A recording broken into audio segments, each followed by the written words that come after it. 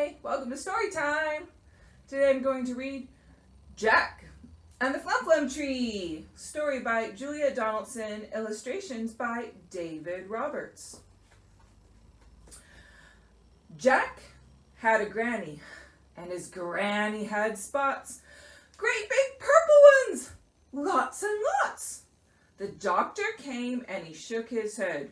"Your granny has the measles," the doctor said, "and the only cure in the world," said he, "is the fruit that grows on the Flumflum tree, and the only place that the Flumflum grows is the faraway isle of Blow Your Nose." So, Jack built a boat and Jack found a crew, red-cheeked Rose and stubble-cheeked Stu, and he said to Stu and he said to Rose, "We're off for the isle of Blow Your Nose." Granny came down to the dock with Jack and she gave him a bulgy patchwork sack. And in that sack were a pair of wooden spoons, a porridge bowl, tent pegs, some red and blue balloons, Granny's old skipping rope, a pack of chewing gum, 3 spotty hankies, and a tom-tom drum. And Jack said, "Granny, what is the use of those?" "Aha," said Granny, and she tapped her nose.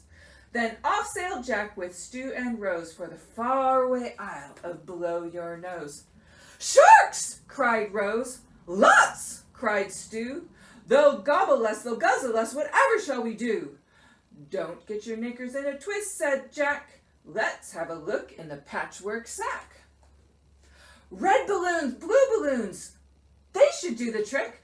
Puff, puff, blow 'em up, let them go quick." Then the sharks went nip and the sharks went nash, chasing those balloons with a bang, pop, splash. "A leak!"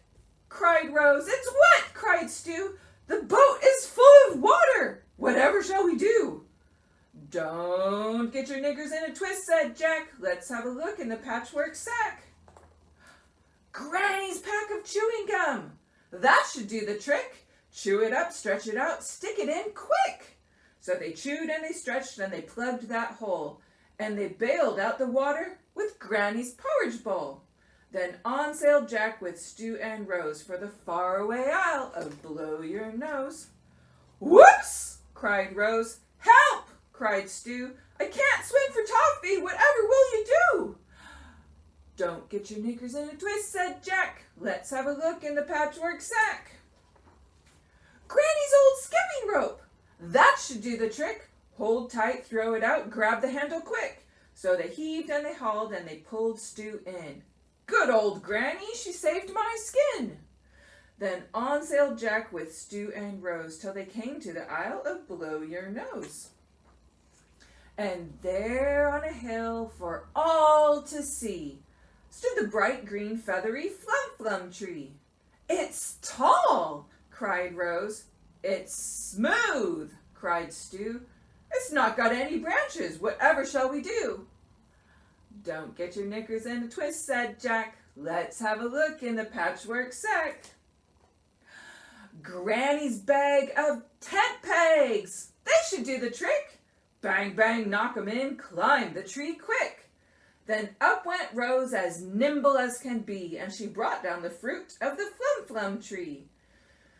Then Jack and Stu and Rose had a doze on the soft sandy beach of Blow Your Nose.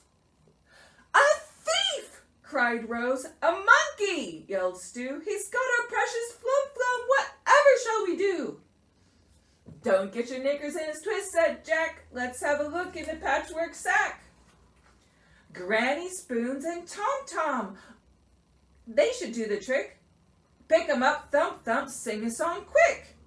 The monkey crept closer. He listened to the tunes. He put down the Flumflum and he grabbed the wooden spoons. Then back sailed Jack with Stu and Rose all the way home from Blow Your Nose. Granny ate the Flumflum. The measles disappeared. "She's cured," said the doctor, and everyone cheered. And Jack said, "Thank you for the pair of wooden spoons, the porridge bowl, the skipping rope, the red and blue balloons. Thank you for the tent pegs and the pack of chewing gum. And thank you, Granny, for the tom-tom drum. But The 3 spotty hankies? What was the use of those? The hankies, silly, were to blow your nose. The end.